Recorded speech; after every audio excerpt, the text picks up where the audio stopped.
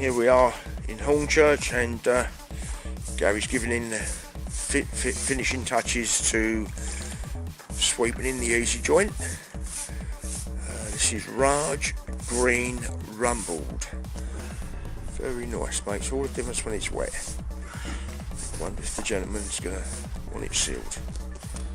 I would.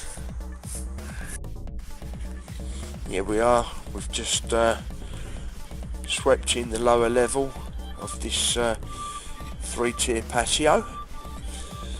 So that's the wet look, and that is Raj Green Rumbled.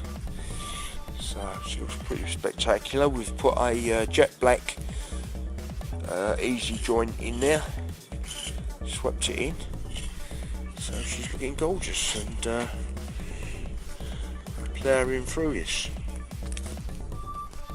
Here we are on this Hornchurch job, looking down from the top tier. There's 3 tiers, and right across the back of the house, just fitted a manhole there, manhole cover. Here we are in Hornchurch, just finishing off, sweeping in a bit of easy joint. We've got 3 levels here, and just looking sweet. Over there's no water on it, so that's the dry look. You're seeing is the wet look. There we go.